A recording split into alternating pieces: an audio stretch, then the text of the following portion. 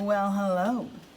Today I'm going to show you guys how I'm using my handy dandy iPad, AirPods, and my laptop to teach asynchronous together to teach my in-class kiddos while I'm teaching my online kiddos at the same time. How I'm able to communicate with both and keep tabs of both. So it can be a little complicated, but I'm going to try to break it down as much as possible.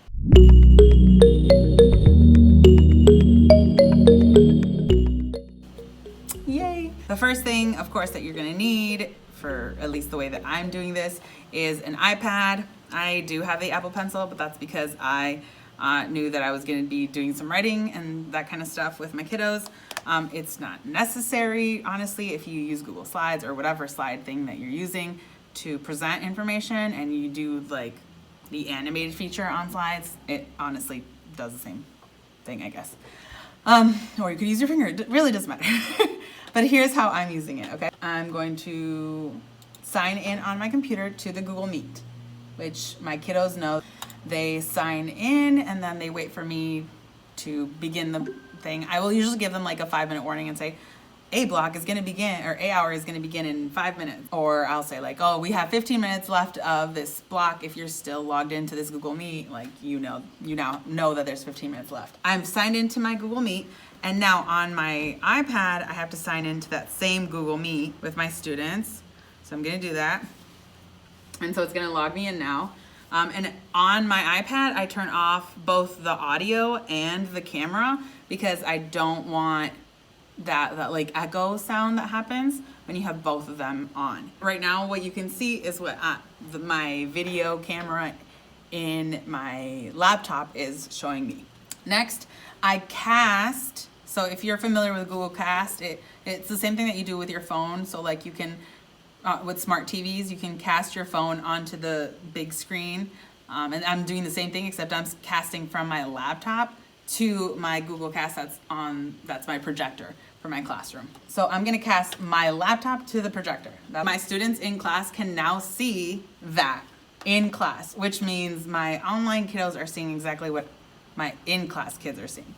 And the next step that I'm going to do is I'm actually going to present onto the Google Meet from my iPad, which means I'm going to go to tab, present screen, start broadcast, okay? So now my students on the Google Meet can see everything that I'm showing on my iPad. So for example, I'm gonna go and start my Google Slides, which is the one that I'm gonna teach today. On my Google Meet, you will see two things right now. You're seeing me, the video that I'm recording from my laptop, and what I'm casting or what I'm presenting from my iPad. From the iPad, so that it's full screen, you hit the little play thing. It says present on this device. I don't have to cast it anywhere else because I'm already presenting it to the Google Meet. So that's really helpful. And so then you get it full screen, and then my students online get it full screen, or they see the full video there. And right now you're seeing my video, like my face, because I'm recording myself. But typically I would also turn my video off so that you don't see me. However, I keep my audio on because that's how I'm gonna connect my AirPod. That's the next thing. So I have AirPods, and my AirPods are really nice because they connect wirelessly to my laptop. So that's what I'm gonna connect it right now. With Bluetooth, I connect to my laptop. Okay, so now what's happening is that the recording that is happening on Google Meet is coming, or the audio is coming through my AirPod, which means I have one ear that I can listen to what the students in class are saying, and then I have another ear that is listening to what my students online are saying. Also, multitasking doesn't exist. That's not an actual thing. It's your brain going really fast between two different tasks. But this is actually really helpful because there are some students who will come up and ask questions virtually. And so I hear the little bloop when a question pops up or when someone adds a comment onto this chat, okay? So for example, if someone were to say, hola, I would hear a bloop and it'll come here, and then I'll know, oh, someone posted a comment. My students at the front of the room are actually seeing the chat and are seeing the presentation and are seeing my little video of myself here that I'm being recorded. Typically, I will remove my video so it looks larger, so that the presentation looks larger. So I'm going to remove the tile like I would typically, so then you're not seeing my face on here. Okay, and I'm still presenting. This would be what my students see on the board. So what's really helpful about this is when I hear that bloop, right, because someone asked a question and I'm walking around the classroom helping any student, I hear the bloop, I look up to the projector or on the screen up there because I can see the questions popping up that any student may have. This is also really helpful because I'll go around and I'll be like, how do you say, ¿Cómo estás? Or no, that's in English.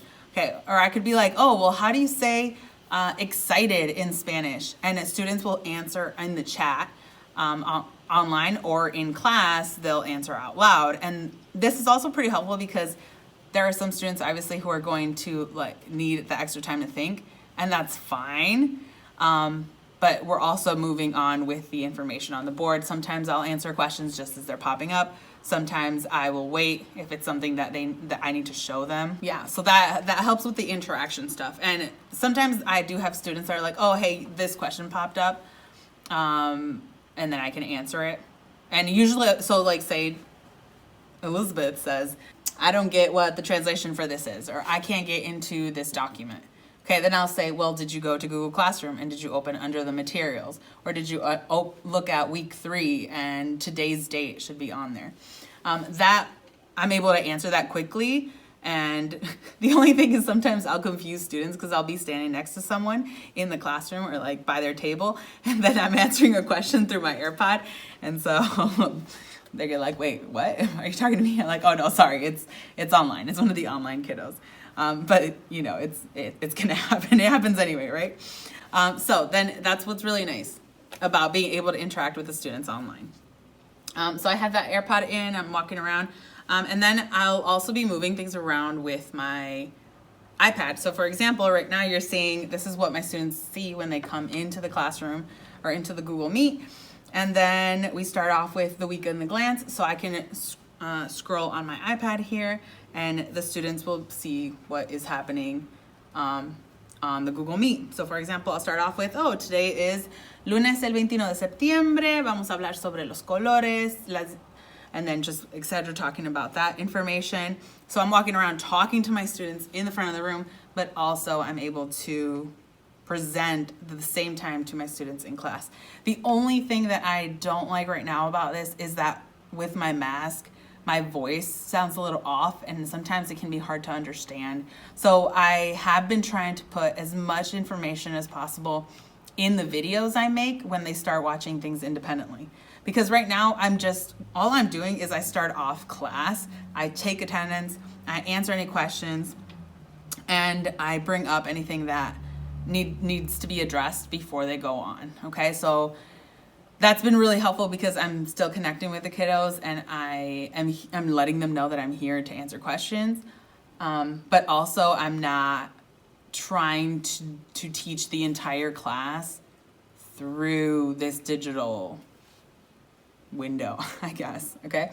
That's also helpful because there are kids that like have different pacing. So some go really fast through the independent work, and some need extra time to take notes or need to like review something else before going forward. And that's really helpful for the kids. At least I think so. Or at least from what I've been seeing, it's been very helpful. This also provides, the independent time also provides me time to go through and actually give back feedback or check in on how they're doing or if they're doing their work, because of what we use. Okay, so this is handy. If I need something else outside of the slide, for example, I'm gonna show a video, I can always take it out and I'll go to YouTube. I usually have them open up if it's gonna be a video I'm gonna show them. I'll play it so that the kids online are also seeing it. I did have an issue where you weren't hearing the audio if it was on the Google slide for whatever reason, so that was really weird. But now it seems to be working fine. Or at least when I go through YouTube, it works fine. So there's that. If I want to show them something on Safari, for example, they had to schedule their calendars. That worked out really well. I'll have that open up. Or if I want them to look at something for example, Google Classroom, right? So they have their classwork information, and then I'm like, oh, yeah, so go ahead and go to classwork. You're gonna go to week 2 or week 3, and you're gonna find these things, and you need to go through it and answer those questions. And so that's really helpful because then I can also open it up from here and show them, and like, oh, well, yeah, remember that you need to make sure to open this up and see this and answer these questions, et cetera, et cetera.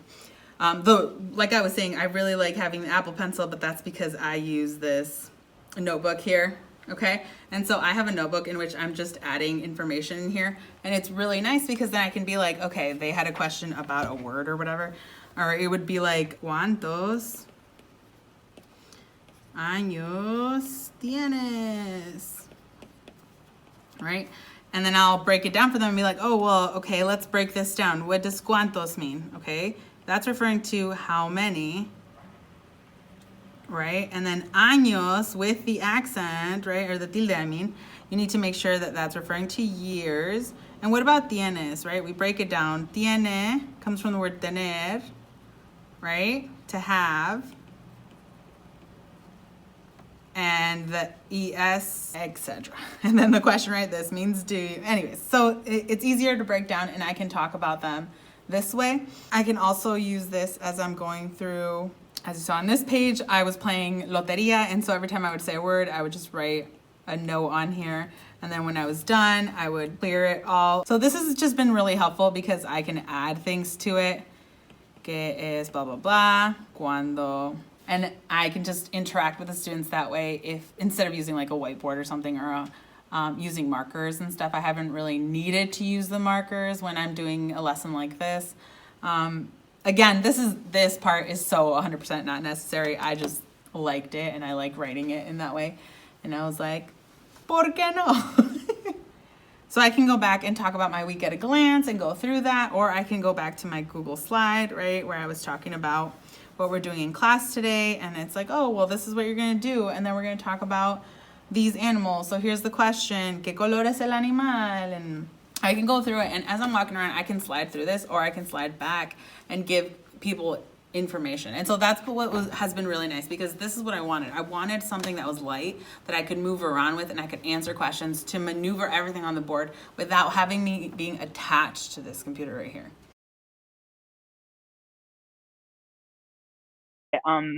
I would recommend it if you're trying to do a lesson in class, but at the same time, like, this is not necessary if you are doing a flipped classroom, or if you have liked the way that you've been doing the stuff that you are doing.